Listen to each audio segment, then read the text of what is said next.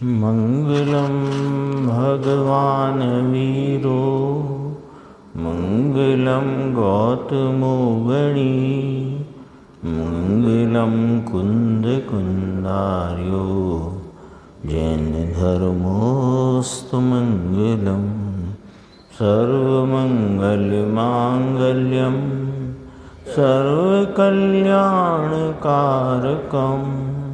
प्रधानं सर्वधर्माणां जैनं जयतु शासनं नमः समय साराय स्वानुभूत्या चकासते चित्स्वभावाय भावाय सर्वभावांतरचिरे। क्रमबद्ध पर्याय के विषय के संदर्भ से गुरुदेव के बोलों का और उनके विशिष्ट प्रवचनों का संकलन है।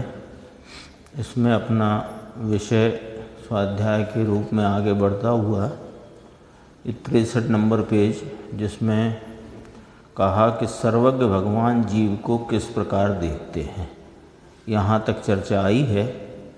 तो कहते हैं कि सर्वज्ञ देव ने तो ऐसा देखा कि अपनी शुद्ध परिणति होने पर निर्विकार है। देखो, स्वयं स्वभाव चैतन्य मूर्ति है, जानने वाला आनंद कंद वस्तु आत्मा है। सर्वज्ञ परमात्मा तीर्थंकर देव केवल ज्ञानी ने तो ऐसा देखा है कि तू तो ज्ञान और आनंद है। ऐसा नहीं देखा है कि तू राग वाला है और पर वाला है। ऐसा देखा है क्या भगवान ने इस जीव को राग वाला अथवा शरीर वाला देखा है क्या? कि नहीं, उन्होंने तो ज्ञान और आनंद स्वरूप देखा है। तो इस आत्मा को भगवान केवल ज्ञानी ने ऐसा देखा है कि यह तो ज्ञान स्वरूप आनंद स्वरूप है और पर वस्तु वह ज्ञेय स्वरूप है। ऐसा भगवान ने देखा। अब ऐसा तू तुझे न देख कर, भगवान ने तो ऐसा देखा, हाँ, कि ये तुम तो ज्ञान आनंद स्वरूप हो और जगत में जितने पर पदार्थ हैं वे ज्ञेय स्वरूप हैं। तो तुम ऐसा न देखकर, यानी मैं जानने वाला देखने वाला और आनंद हूँ, ऐसा न देखकर पर को देखकर तुझे तेरी पर्याय में विकार की दशा उत्पन्न होती है। वह तो स्वरूप के अज्ञान के यानी अभान से उत्पन्न होती है। अपने स्वरूप का भान नहीं होने से, स्वरूप का ज्ञान नहीं होने से तुम पर को अपना मानते हो या अपने को पर रूप मानते हो, इसलिए पर्याय में विकार की दशा उत्पन्न होती है। तुम तो निर्विकार हो। तो ऊपर कहा कि अपनी शुद्ध परिणति होने पर निर्विकार है। शुद्ध परिणति किस प्रकार है? कि अपने को शुद्ध देखे। क्यों देखे अपने को शुद्ध? कि सर्वज्ञ ने जगत के प्रत्येक आत्मा को शुद्ध निर्विकारी ज्ञान आनंद स्वरूप देखा है। और तुम अब है तो देखा है, और तुम अपने को ऐसा न देखकर पर स्वरूप देखते हो या अन्य स्वरूप देखते हो, इसलिए परिणति में विकार उत्पन्न होता है। ये कलशामृत भाग 7 में ये बोल आया है। फिर अगला बोल है 8वां बोल। ऐसे लगभग 100 बोल है। अभी अपन जो अनेक ग्रंथों से इस सिद्धांत के संदर्भ से यहाँ पर एकत्रित या संकलित किए। प्रवचन सार के हैं, कलशामृत के हैं, अमृत प्रवचन के हैं, आत्मधर्म के हैं, ज्ञान स्वभाव ज्ञेय स्वभाव के हैं, ज्ञान गोष्ठी के। हाँ, अब 8वां नंबर कहते हैं कि सम्यक दर्शन उसे होता है। किसे होता है? यानी उसे होता है कि हेडिंग में आया कि सम्यक दर्शन किसे होता है। कि भगवान इस आत्मा को और अनंत आत्माओं को कैसा देखते हैं। अभी यही वाला हेडिंग लिया ना, सर्वज्ञ भगवान जीव को किस प्रकार देखते हैं। दूसरे शब्दों में कहो तो जीव किस प्रकार है, जीव का क्या स्वभाव है, वह यहाँ कहते हैं। क्योंकि सर्वज्ञ भगवान वैसा ही तो देखते हैं जैसा है। कहते हैं देखो, भगवान इस आत्मा को और अनंत आत्माओं को कैसा देखते हैं कि निज सत्ता से अपना अस्तित्व जो पवित्र और शुद्ध है उसे हे भगवान आप आत्मा कहते हो और उसे आप आत्मा जानते हो। क्या गजब की बात है कि जिसकी सत्ता का स्वरूप अस्तित्व पवित्र और शुद्ध है उसको आप आत्मा कहते हो और उसको आप आत्मा जानते हो। एक जगह आता है ना कि प्रभु आपकी ये अत्यंत करुणा है कि आप मेरे को अपने ज्ञान में शुद्ध देखते हो। हाँ, मेरा केवल ज्ञान दिखाई देता है, ये आपकी करुणा है। देखो अब ये पुण्य पाप हैं तो ये कौन है कि जब अंदर पुण्य और पाप के विकल्प हैं वे तो आश्रव तत्व हैं और जो जड़ हैं वह तो अजीव तत्व हैं। तो हे भगवान, तीन की बात आई ना, ये एक ज्ञानानंद स्वरूप अपना पवित्र शुद्ध चैतन्य आत्मा जीव तत्व, परिणति में पुण्य पाप के विकल्प आश्रव तत्व, संयोग में शरीर आदि अजीव तत्व। हो गया पूरा। हाँ, तो हे भगवान आपके ज्ञान में, हे वीतराग परमेश्वर प्रभु नाथ, आपके ज्ञान में हमारा जो यह आत्मा निज अस्तित्व से शुद्ध है उसे आप आत्मा जानते हो और उसे आप आत्मा कहते हो। कहते हैं कि ऐसा जैसा भगवान ने जाना है उस प्रकार से जो आत्मा को जानता है उसे सम्यक दर्शन होता है। सीधी सच्ची बात है कि सम्यक दर्शन माने वस्तु का सच्चा स्वरूप जानना मानना। तो वस्तु का सच्चा स्वरूप सर्वज्ञ देखते हैं, जानते हैं और कहते हैं। वैसा ही अपने को जो जाने माने उसे सम्यक दर्शन होता है। और ये अभी वर्तमान जो ये अपना मनुष्य देव से नरक आदि जो गति में दिखाई देता है जीव, व्यवहार जीव कहा ना चार प्रकार से, मनुष्य देव नार की त्रियंश। तो ये व्यवहार जीव में वहाँ जीव तत्व कौन और आश्रव तत्व कौन और अजीव तत्व कौन, ये तीन की भिन्नता पहचान कर वहाँ भी उस अवस्था में भी जीव तत्व तो पवित्र और शुद्ध सत्ता से रहा हुआ है। ऐसी शुद्ध सत्ता का जो स्वीकार करता है उसे सम्यक दर्शन होता है। वैसा ही जानना मानना, इसका नाम सम्यक दर्शन। देखो और स्पष्ट करते हैं कि जो निज सत्ता है, अपना जो अस्तित्व है, अपनी जो मौजूदगी है, तो जो मौजूदगी चीज है वह तो अत्यंत अनंत अनंत गुणों की पवित्रता की खान है। पवित्रता की खान कहना, अब जरा गुरुदेव का यहाँ से जो दृष्टिकोण है वो समझना कि ये आत्मा तो अत्यंत अनंत अनंत गुणों की पवित्रता की खान है। तो पवित्रता की खान कहना, खान जिसमें से पवित्रता अनंत काल निकलती रहे, ऐसी पवित्रता की खान कहना यह तो पर्याय की अपेक्षा से है। बाकी तो यानी वास्तव में तो वह अनंत अनंत गुण स्वरूप है, उसकी सत्ता कि जिसमें से अनंत आनंद आता है। ये दृष्टिकोण देखो क्या कहना चाहते हैं कि पवित्रता की खान कहना ये तो खरे खर वो पवित्रता प्रकट होती है, प्रकट होती है, प्रकट होती है, ये तो पर्याय अपेक्षा बात है। हम तो यहाँ सत्ता वस्तु की अनादि अनंत सत्ता जैसी है उसकी अपेक्षा बात करते हैं। तो उस अपेक्षा तो यह अनंत अनंत गुण स्वरूप है कि ऐसा गुण स्वरूप है कि जिसमें से अनंत आनंद आता है। अब बात पर्याय की करी, लेकिन पर्याय पर से पहचान न करके द्रव्य स्वभाव की सत्ता स्वीकार करो तो वैसी ही पर्याय आती है। फर्क आया ना दोनों में? ऐसे कह रहे थे और ऐसे कह रहे में क्या फर्क आया कि पवित्रता प्रकट होती है ऐसी मैं वस्तु हूं, ये पर्याय अपेक्षा बात है, और मैं ऐसी वस्तु हूं ऐसे स्वीकार करने में अनंत आनंद पवित्रता प्रकटती है।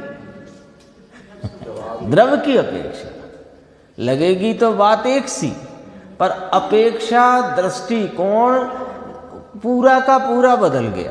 तो क्योंकि स्वीकारता पर्याय की नहीं करना है, स्वीकारता तो अनादि अनंत रहने वाले द्रव्य स्वभाव की करना है।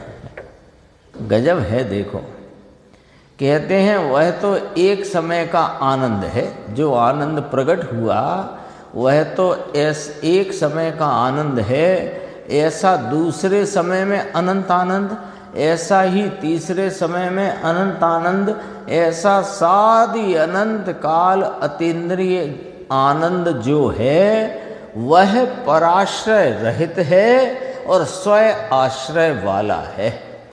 ऐसे शुद्ध उपयोग का फल परम आनंद है और वह पराश्रय से निरपेक्ष है। पराश्रय में क्या आ गया कि निमित्त, राग और पर्याय, ये सब पराश्रय में गए। अर्थात कि पांच इंद्रियां, शब्द और मन के संकल्प विकल्प के आश्रय की अपेक्षा रहित होने से, उसकी अपेक्षा से रहित होने से विषयातीत है। कौन? वो आनंद। विषय से रहित है, मन और पंचेंद्रिय के विषय से वह सुख रहित है। ये चर्चा आई प्रवचन सार में से, प्रवचन सुधा के भाग 1 के पृष्ठ 93-94 में से ये बोल आया है। देखो, अगला बोल है ये अपन पढ़ चुके हैं, इसलिए इसे छोड़ देते हैं कि राग देश क्रमबद्ध होते हैं, वह उल्टे से चला है।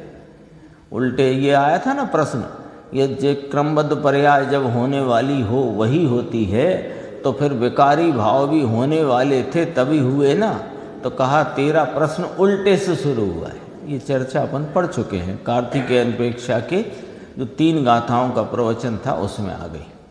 अब 66 नंबर पेज पे 10वां बोल है। देखो कि उसे आत्मा के स्वरूप की अरुचि है। किसे?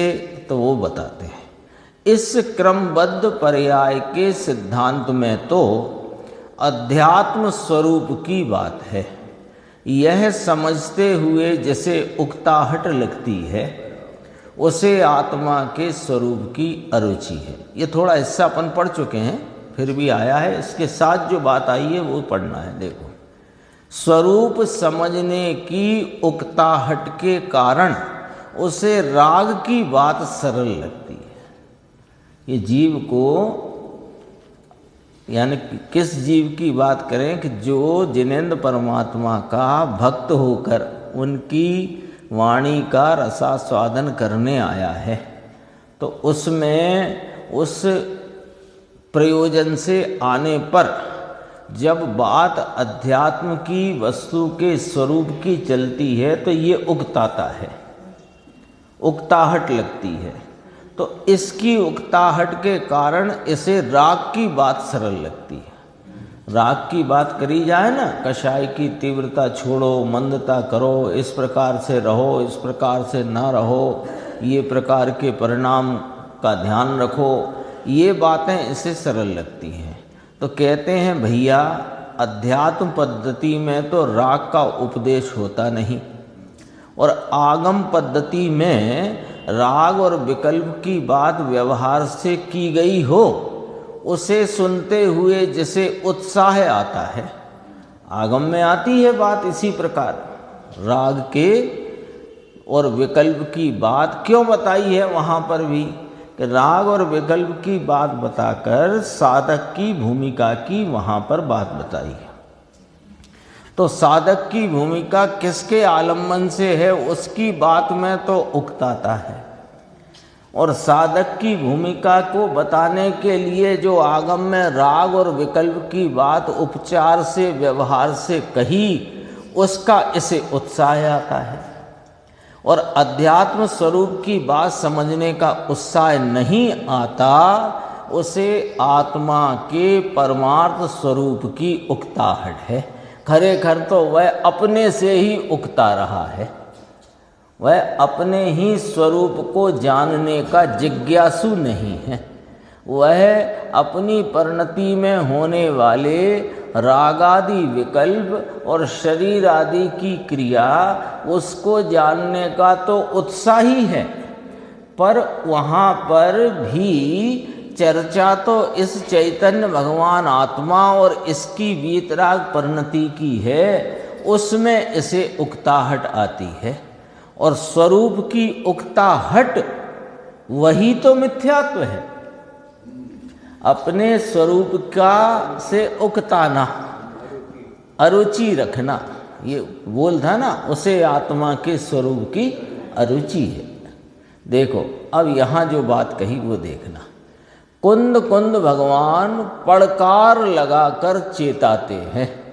पड़कार माने पुकार लगा करके चेताते हैं कि भाई रे ध्यान रखना, स्वभाव की साधक दशा में बीच में राग अवश्य पड़ेगा, मुनि दशा में भी विकल्प उठेगा, परंतु उसे साधक नहीं मानना, उसका उत्साह नहीं करना, वह बाधक है, उसे बाधक रूप जानकर छोड़ देना और निश्चय स्वभाव के जोर से आगे कदम रखना, अर्थात निश्चय स्वभाव की दृष्टि से ही तेरी पर्याय क्रम क्रम से शुद्ध होती जाएगी। ये वाली बात, ये आत्मधर्म 1946 में अपन पढ़ चुके थे ये प्रवचन की बात, लेकिन ये वाली नहीं आई थी उसमें, कुंद कुंद भगवान पड़कार लगाकर चेताते हैं। अब देखो सम्यक नियतवाद की बात आई, ये अक्टूबर 47 के आत्मधर्म में छपा है। ये प्रश्न आया है, प्रश्न है कि साहब यदि क्रमबद्ध पर्याय मानी जाए, पर्याय सब क्रमबद्ध होती हैं, निर्मल हों कि विकारी हों, तो फिर तो ये नियतवाद हो गया। सबसे ज़्यादा परेशानी तो यही है, क्रमबद्ध पर्याय का नाम लेते ही गुरुदेव कहते थे कि सारी बातों में 5 बातों का झगड़ा है, उपादान निमित्त, निश्चय व्यवहार और क्रमबद्ध पर्याय। तो क्रमबद्ध पर्याय का नाम आज भी आप ले दो तो या तो ये कह देते हैं कि ये सोनगढ़ वाले हैं, या तो कह देते हैं ये कांजी स्वामी की बात है, अथवा कह देते हैं तुम तो नियतवाद वाले हो। करना धरना कुछ नहीं, हम देखो कितना कर रहे हैं। देखो ये तो नियतवाद हो गया, ये प्रश्न आया, उसका समाधान बहुत गंभीर है। पूज्य गुरुदेव श्री बोलते हैं यह सम्यक नियतवाद है, मिथ्या नियतवाद नहीं है। सम्यक नियतवाद क्या होता है कि जिस पदार्थ में, जिस समय, जिस क्षेत्र में, जिस निमित्त से जैसे होने वाला है वैसा होना ही है, उसमें किंचित परिवर्तन करने में कोई समर्थ नहीं है। ये तो गाथा ही आ गई कार्तिकेय परीक्षा में। ऐसा ज्ञान में निर्णय करना। अब देखो ये तो आचार्य भगवान ने वस्तु स्वरूप बताया। क्या बताया कि जिस पदार्थ में, जिस समय, जिस क्षेत्र में, जिस निमित्त से जो कुछ होने वाला है वैसा होना ही है, होता ही है, उसमें किंचित परिवर्तन करने में इंद्र, नरेंद्र, जिनेंद्र भी समर्थ नहीं है। इस बात का ज्ञान में निर्णय करना, देखो यहाँ वजन है। इस बात का भाषा में निर्णय करना नहीं कहा, इस बात का अपने ज्ञान में निर्णय करना, वह सम्यक नियतवाद है। और उस निर्णय में स्वभाव सन्मुख का अनंत पुरुषार्थ आ जाता है। ये ज्ञान में होता है। भाषा का निर्णय है वो तो कोई मतलब का नहीं, बेमानी है। और जो ज्ञान में निर्णय है, वो ज्ञान में जो निर्णय है वो बिना स्वरूप का आलम्बन लिए होता नहीं है। तो कहा कि उस निर्णय में स्वभाव सन्मुख का अनंत पुरुषार्थ आ जाता है। और क्या निर्णय होता है कि सब ही नियत है। ऐसा जिस ज्ञान ने निर्णय किया, उस ज्ञान में ऐसा भी निर्णय हो गया है कि किसी भी द्रव्य में कुछ भी बदलने में मैं समर्थ नहीं हूँ। हाँ। तो इंद्र नरेंद्र जिनेंद्र समर्थ नहीं है, ये तो तुम्हें जगत के बली लोगों की बात बताई है ना।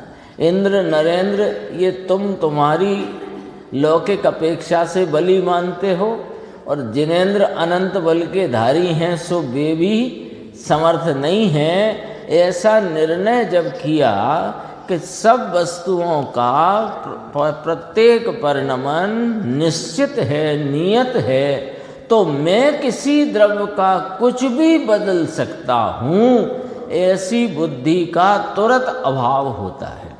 ऐसी बुद्धि के अभाव का नाम है पर में कर्तृत्व बुद्धि का अभाव। और कर्तृत्व बुद्धि के अभाव का अर्थ है अकर्ता बुद्धि का उदय। और अकर्ता बुद्धि के उदय का अर्थ है ज्ञाता स्वभाव का भान होना। तो ज्ञाता स्वभाव की दृष्टि किए बिना, ज्ञाता स्वभाव का अवलंबन लिए बिना ये क्रमबद्ध पर्याय का निर्णय किसी रूप में नहीं हो सकता। ये मुद्दे की बात है ना। इसमें ही पुरुषार्थ है।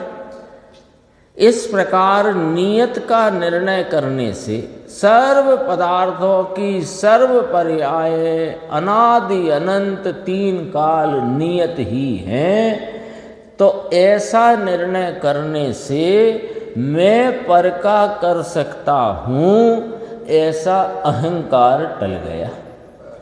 हाँ, एक दिन आया था ना गुरुदेव के प्रवचन, व्यवस्थापक क्या करता है?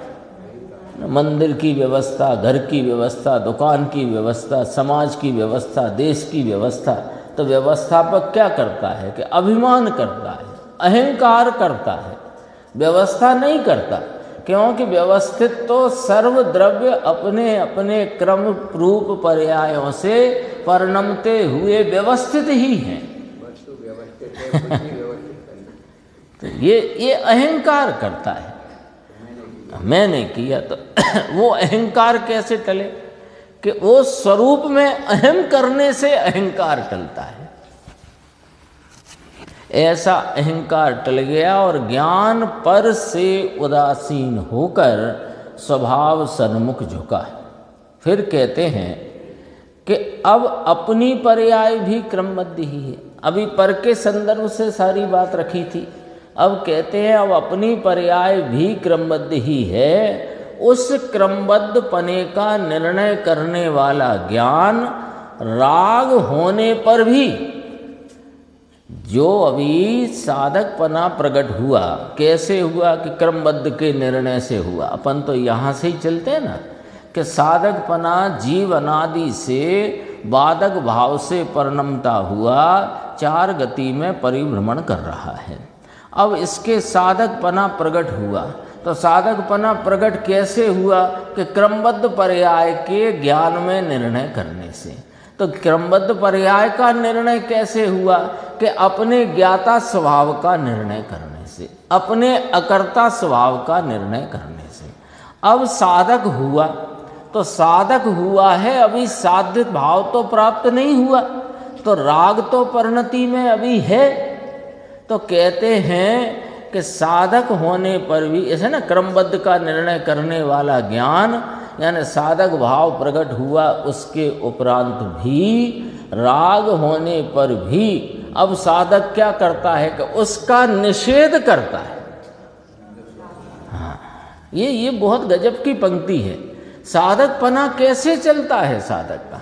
पहले तो बात पीछे ये करी कि अनादि के बाधक को साधकपना प्रगटा कैसे, तो यहाँ कहते हैं क्रमबद्ध पर्याय के निर्णय से।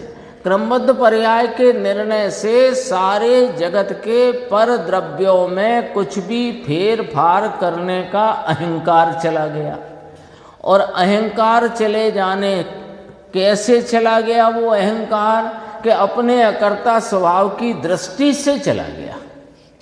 तो पर मैं पर का करता नहीं, मैं पर का करता नहीं ऐसे नहीं जाता, मैं पर का करता नहीं ऐसा जानकर अपने स्वभाव का आलम्बन लेता है। तो क्रमबद्ध पर्याय के निर्णय द्वारा साधक भाव की प्राप्ति या प्रकटता होती है। अब जब साधक भाव प्रकट हुआ तो अभी साध्य भाव तो प्रकट नहीं हुआ। अब यहाँ समझना है बात कि साधक भाव है, अब वो साधक भाव में आगे कैसे बढ़ता है। अब यहाँ दो प्रश्न हैं, ये चौराहे पे आ गए अपन या दो राहे पे। यहाँ साधक भाव तो बाधक भाव तो चला गया, साधक भाव परिणति में बाकी चल रहा है, तो वहाँ साधक भाव चल रहा है तो परिणति में अभी राग बाकी है। अब साधक दशा या साधकपना या साधक भाव की वृद्धि कैसे हो? क्या भूमिका के योग्य राग को संभालने से साधक भाव बढ़ेगा कि भूमिका के योग्य उत्पन्न होने वाले राग का निषेध करने से साधक भाव बढ़ेगा? प्रश्न ये खड़ा है। ये एक पंक्ति में बहुत गजब की बात कही है, निषेध करने से। यानी कि इसको इस प्रकार विचार करें कि साधक भाव उत्पन्न हुआ, चौथा गुण स्थान प्रकट हुआ, स्वरूप के आलम्बन से स्थिरता बढ़ी, वीतरागता बढ़ी, पांचवा गुण स्थान आ गया। अपन तो ऐसे चलते हैं क्योंकि राग की भी बात करें तो पांचवें गुण स्थान के राग की करते हैं, इसलिए अब वहाँ पर देश वृतादिक का राग उत्पन्न हुआ। क्यों? कि वो उस भूमिका के योग्य है।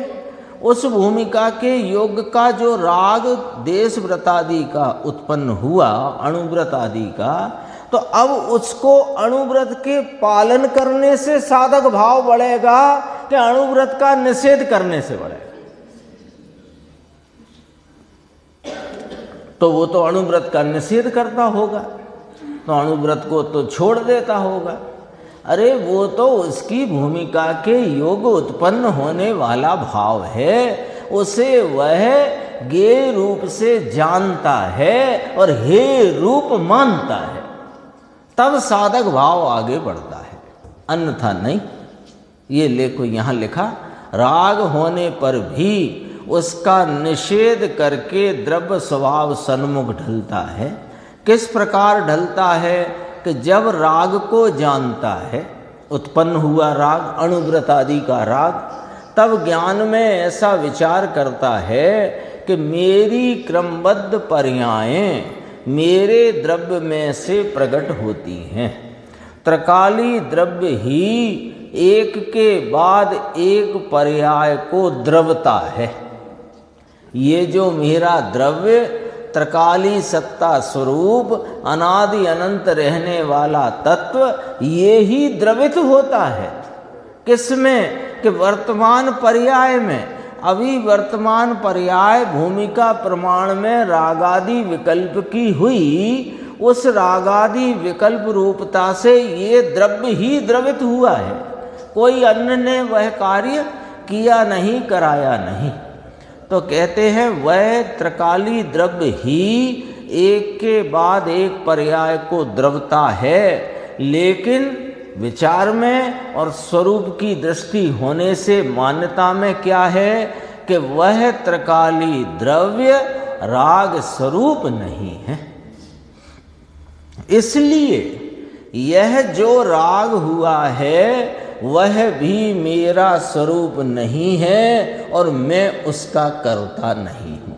पिछले पैराग्राफ में समस्त परद्रव्य के कर्तापने का निषेध करके द्रव्य स्वभाव की दृष्टि करी। अब द्रव्य स्वभाव की दृष्टि हुई तो उसकी परिणति में भूमिका प्रमाण उपजने वाला राग वह मेरा स्वरूप नहीं है, तथापि मेरी ही पर्याय में उत्पन्न होता है।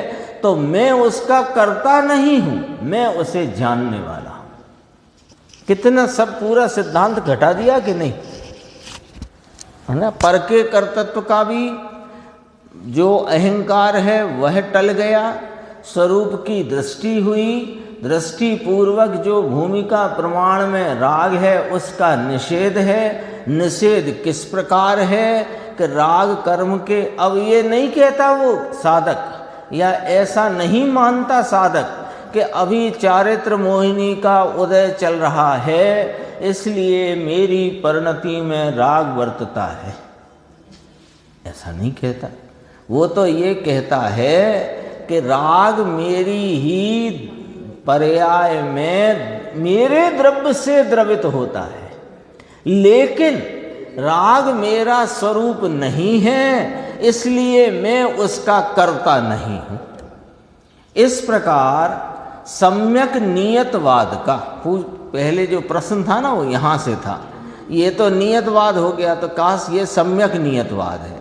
सम्यक नियतवाद का स्वरूप बताते हुए पहले स्वभाव सन्मुख के पुरुषार्थ द्वारा अनंत पर द्रव्यों में फेर फार करने का अहंकार टल गया।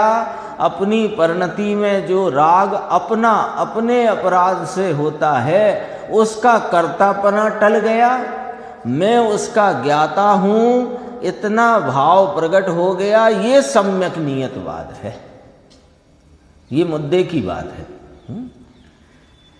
इस प्रकार सम्यक नियतवाद का अपने ज्ञान में जिसने यथार्थ निर्णय किया उस जीव का ज्ञान अपने शुद्ध स्वभाव की ओर ढला और उसे स्वभाव का श्रद्धा ज्ञान हुआ, पर से उदासीन हुआ, राग का अकर्ता हुआ और पर से तथा विकार से हटकर बुद्धि स्वभाव में ही रुक गई। ये सम्यक नियतवाद का फल है। जो ये इतनी चर्चा क्यों, इतनी चर्चा अपन ने जब बात शुरू करी थी तब याद रहा है ना कि जैसे ही क्रमबद्ध पर्याय की बात करो तो सबसे पहले एक तुम तो सोनगढ़िया हो, अथवा ये तो कांजी स्वामी की निकाली हुई कोई बात है, अथवा तो कहें कि इसमें तो नियतवाद हो जाता है। तो फिर वो नियतवाद का जवाब यहाँ प्रस्तुत करा कि नियतवाद हो जाता है, ठीक कहा तुमने, लेकिन ये सम्यक नियतवाद होता है। क्रमबद्ध पर्याय के निर्णय में सम्यक नियतवाद होता है। और सम्यक नियतवाद का फल क्या है कि सर्व परद्रव्यों से और राग से हटकर बुद्धि अपने स्वभाव में रुक गई, ये इसका फल है। और चारित्र किसे कहते हैं कि चारित्र इसी भाव को कहते हैं। और चारित्र क्या है कि चारित्रम खलु धम्मो, और चारित्र का फल क्या है कि पूर्ण आत्मलाभ की प्राप्ति। तो इस सम्यक नियतवाद में भाई तेरा घाटा क्या है, फायदा ही फायदा है।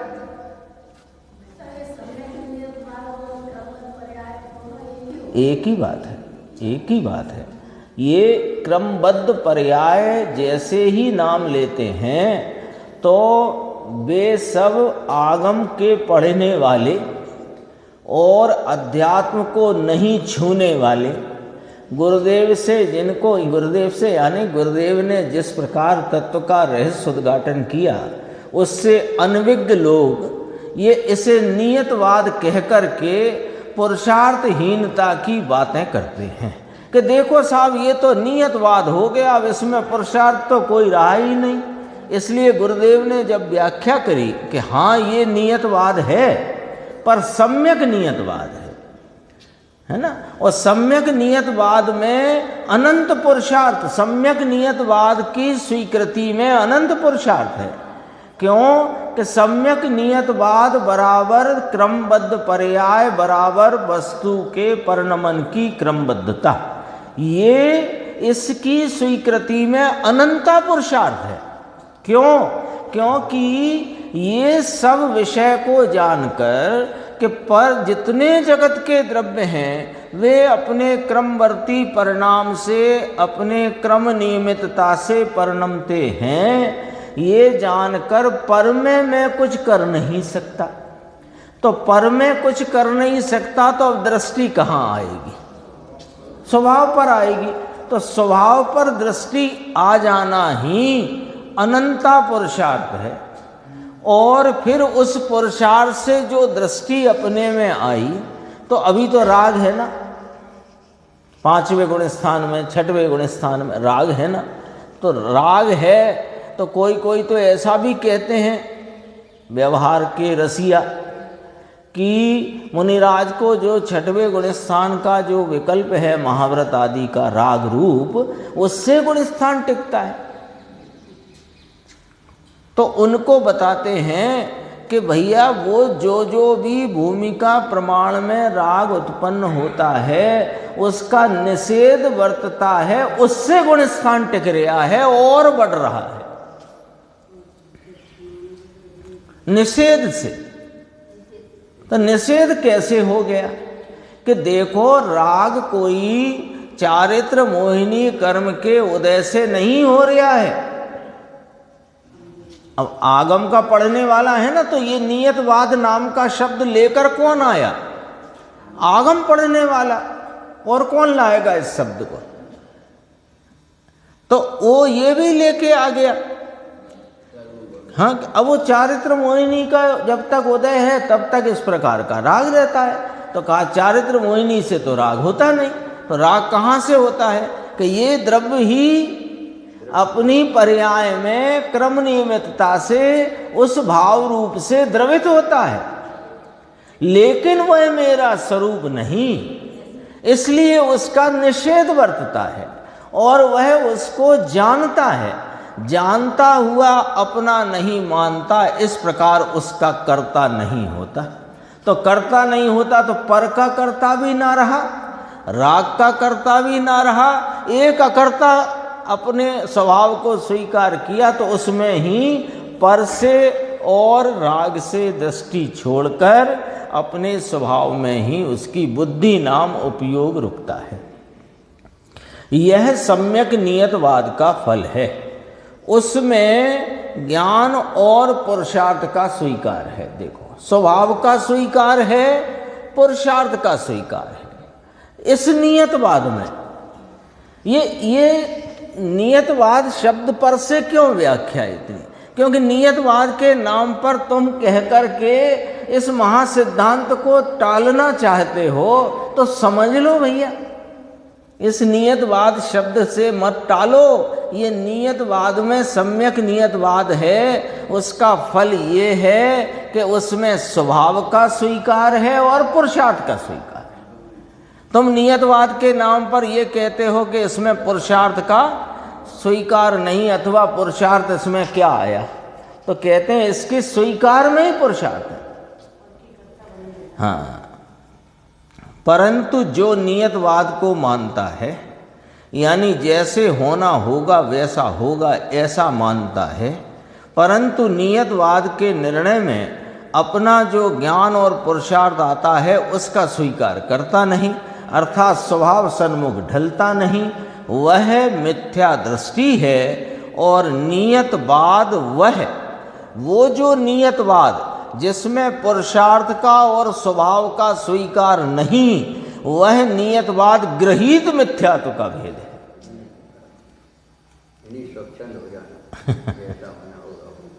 कठिन बात है,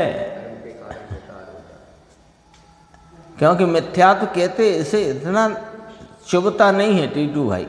गृहीत मिथ्यात्व कहते ही तो ये बिल्कुल तन बदन में मुश्किल पड़ जाती है, क्योंकि ये माने बैठा है कि हम तो सच्चे देवसास गुरु के उपासक हैं, हमें कैसे गृहीत मिथ्यात्व आया।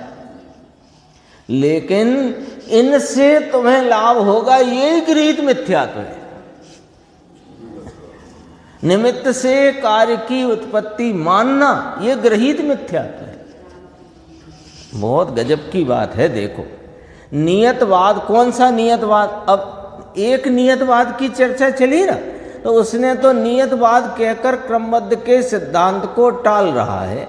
तो कहा भैया सम्यक नियतवाद के में तो स्वभाव का और पुरुषार्थ का स्वीकार वर्तता है, और तुम स्वभाव और पुरुषार्थ को एक तरफ करके जो होना होगा सो होगा, जो होना है सो होगा, वो केवल ज्ञानी ने गाया है और इस बात पर तुम भाषा में पड़े हुए हो, तो कहते हैं कि तुमने उसमें स्वभाव का और पुरुषार्थ दोनों का अस्वीकार कर दिया। तो ये तो गृहीत मिथ्यात्व रूपी नियतवाद है।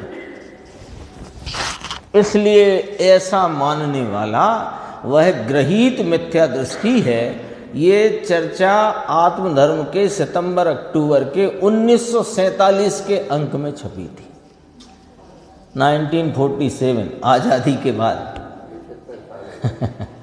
75 साल हो गए। कितनी स्पष्टता है। अब 12वां नंबर, अज्ञानी की भूल कि क्रमबद्ध के वास्तविक रहस्य को न समझने वाला,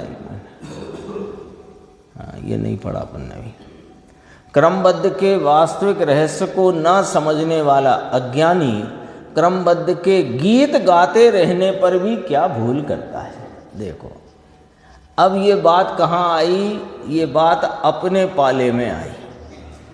अभी जो बात चल रही थी वो आगम के अभ्यासी और अध्यात्म से परे और सच्चे तत्व को नहीं जानने की जिद करके बैठे हुए उनकी बात थी।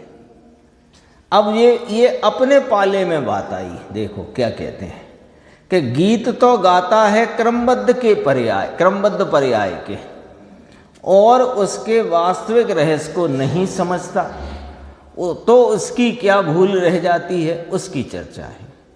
कि एक तो कहता है कि पर्याय को क्रमबद्ध स्वीकार करने से नियतवाद हो जाता है, जिसकी चर्चा ऊपर हो गई, और दूसरा कहता है कि क्रमबद्ध में मेरे राग आना ही था, वह आ गया। ये दोनों ही जीव भूल में हैं, दोनों ही मिथ्या दृष्टि है, दोनों ने मिथ्यात्व को पुष्ट करके निगोद का मार्ग अपनाया है। बोलो कैसी खुली बात है।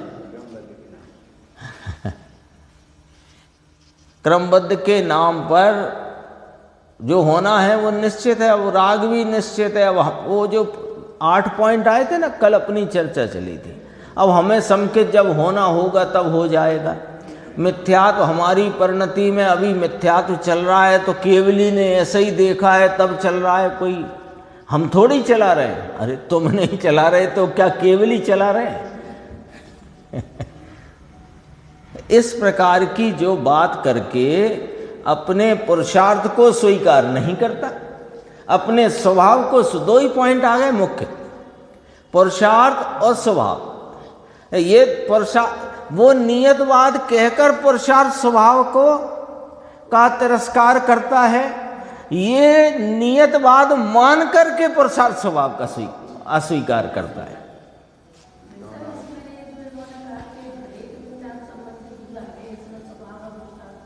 हाँ तो विपरीत पड़ा है ना, तो विपरीत तो गृहीत मिथ्यात्व वाला कौन सा सुपरीत है, वो भी तो विपरीत ही है।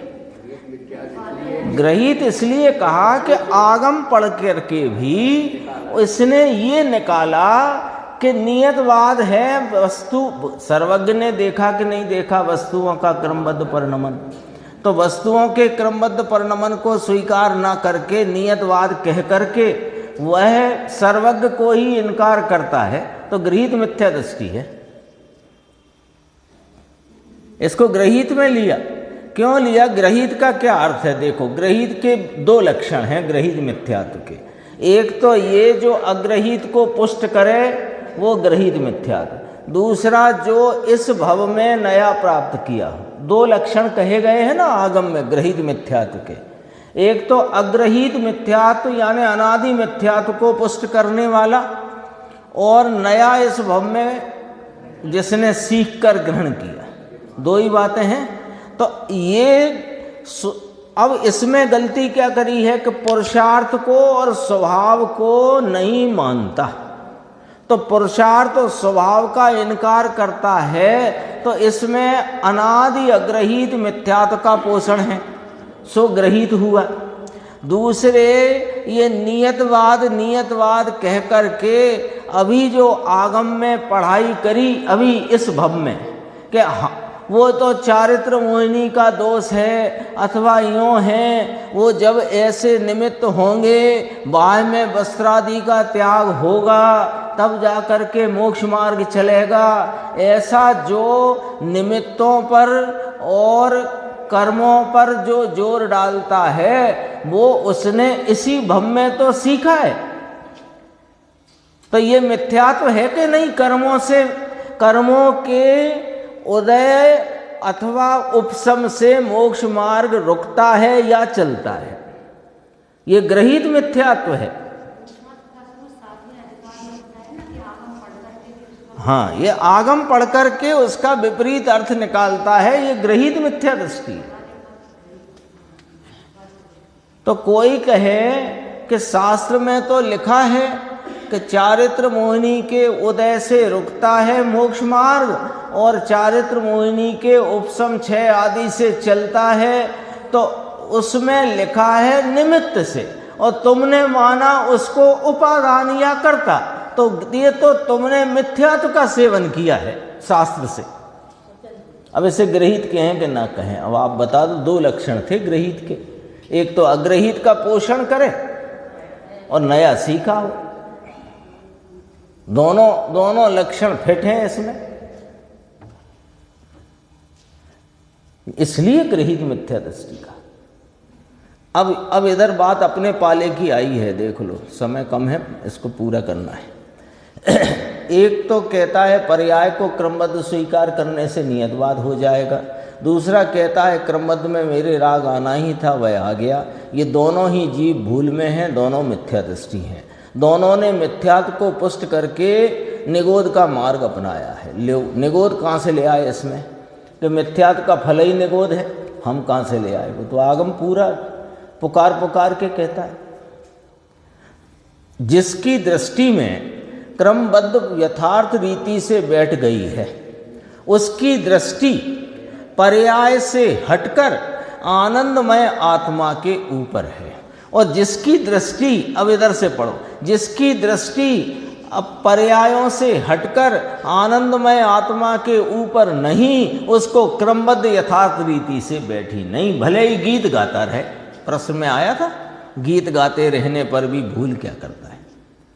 अब वो स्वभाव को तो देखता नहीं, स्वभाव के प्रति ढलने का पुरुषार्थ उसके है नहीं, और जो होना है सो होएगा।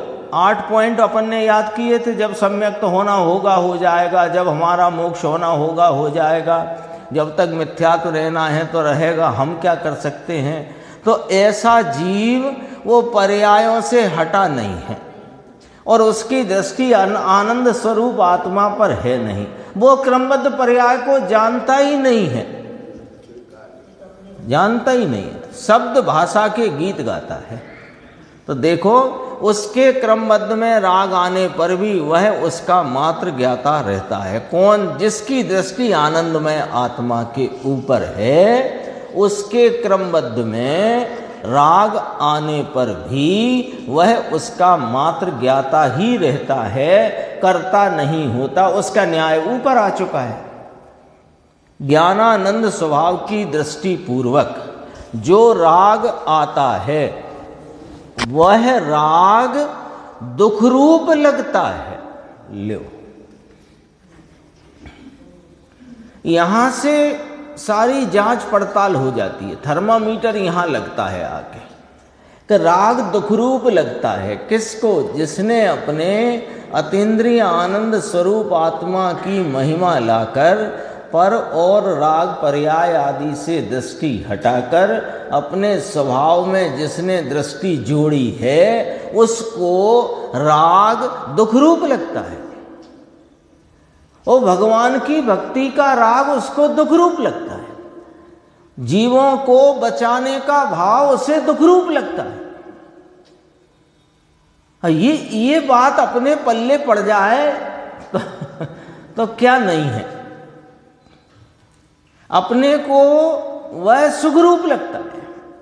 क्यों? उसमें हम अपने को गौरवान्वित मानते हैं। तीव्र राग से हटकर मंद राग का परिणाम आता है तो उसमें हम अपने को गौरवान्वित महसूस करते हैं। वे ज्ञानी उसे दुखरूप मानते हैं। निहाल भाई का एक बोल आया, उस पर तो बड़ा चक्कर चल गया। निहाल भाई ने ये लिखा कि शुभ राग भी मुझे वो भट्टी के समान लगता है। तो वो दीपचंद सेठिया थे, सरदार शहर वाले, वो बोले कि ज्ञानी को राग होता ही नहीं है तो हम भट्टी कहाँ से ले आए। वो और एक स्टेप है, ज्ञानी को दुख होता ही नहीं, भट्टी कहाँ से लाए। अरे वह राग जब दुखरूप क्यों किसको लगेगा, किसको लगेगा? जो अंदर एयर कंडीशन में 15 डिग्री टेम्परेचर में बैठा हुआ है, उसे जरा सी खिड़की की दरार में से जो हवा आती है वो उसे गर्म लगती है। और जो आदमी तपा तपाया बाहर से आया हो धूप में से, उसे वो अंदर कमरे की छांव में बाहर की हवा ठंडी लगती है। क्या हो गया, क्या हो गया? अरे तुमने उस अतीन्द्रिय आनंद का कभी विश्वास नहीं किया, उसका कभी स्वाद नहीं लिया, इसलिए तुम्हें वह मंद कषाय का भाव सुखरूप लगता है। जबकि खरे खर वह अपनी प्रकृति से, वह राग का स्वभाव होने से दुख रूप ही है, आश्रव है। आश्रव के 4 लक्षण कहे जिनवाणी ने, असुचि है, विपरीत है, दुख रूप है, दुख का कारण है। देखो, ऐसे जीव ने ही क्रमबद्ध को यथार्थ माना है। लो थर्मामीटर यहां लगा दिया। राग जिसे दुखरूप लगता है, किसको लगेगा? कि जिसको इस स्वभाव की दृष्टि हुई है, तो स्वभाव की दृष्टि पूर्वक जो अभी शेष राग है वह राग दुखरूप लगता है, उसने ही क्रमबद्ध को यथार्थ माना है। बाकी तो गीत गाते हैं, बाकी तो क्रमबद्ध पर्याय के गीत गाते हैं। वह जीव उस आनंद के साथ जब अपने राग रूप दुख का मिलान करता है, राग आया ना, भले दुकान पर बैठा था, 5वें गुण स्थान वाला ले लो, 4थे वाला ले लो, दुकान पर बैठा था, दुकान पर बैठा था, फिर मंदिर में आया स्वाध्याय सुनने या स्वाध्याय पढ़ने में उसका, या भगवान की छवि निहारने में उसका उपयोग गया, तो वहाँ की अपेक्षा तो राग घटा, कषाय घटी, आकुलता घटी, लेकिन वह आकुलता है और मैं निराकुल हूं, ऐसा जो मिलान करता है। अपन का मिलाते हैं वो तीव्र आकुलता से मंद आकुलता को मिला करके अपने आप को अपन बहुत बड़े धर्मात्मा मानने की भूल करते हैं। और धर्मात्मा किस प्रकार मिलाते हैं कि वे अपने आनंद स्वरूप भाव के साथ वर्तती हुई राग रूपता में, वो चाहे मंद दुख रूप हो कि तीव्र दुख रूप हो, उसका मिलान करते हैं दुख रूपता के खाते में और अपने आनंद के खाते से। तब उसे प्रतिभासित होता है कि अरे यह राग दुख रूप है। अब जिसने कभी आनंद को स्वाद में ही न लिया हो, इस आनंद स्वरूप आत्मा का विश्वास ही न किया हो, उसे ये मंद राग दुख रूप लगे ही क्यों?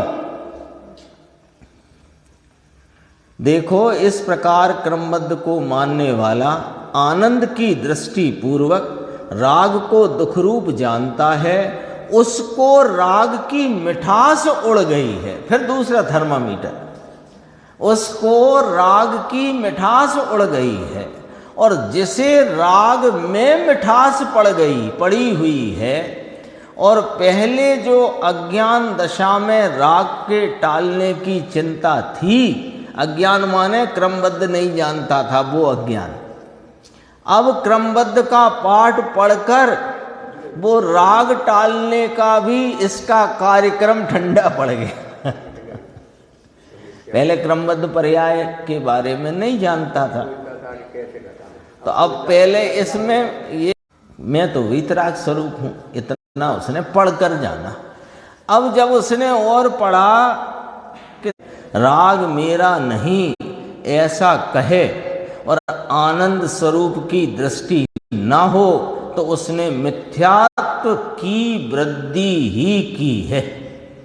भाई देखो, ये गुरुदेव का एक दृष्टांत था, कच्चे पारे जैसा यह वीतराग का सूक्ष्म रहस्य है। कच्चे पारे जैसे सिद्धांत हैं। कच्चे पारे का बिना शोधन किए सेवन करे तो मृत्यु को प्राप्त हो,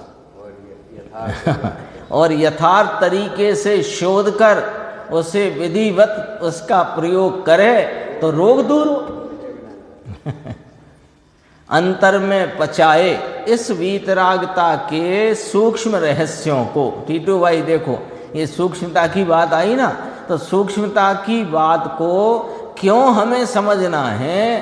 क्योंकि जो ये आत्मा सूक्ष्म है और इसके स्वरूप को जानने में सूक्ष्मता की ही जरूरत है। तो इस सूक्ष्म रहस्यों को जो अंतर में पचाएगा तो वीतरागता की पुष्टि होगी, और उसका रहस्य नहीं समझेगा तो उल्टा मिथ्यात्व ही पुष्ट होता है। ये 1979 में ज्ञान गोष्ठी में 592 नंबर पर ये विषय आया है, और शेष चर्चा आगे लें।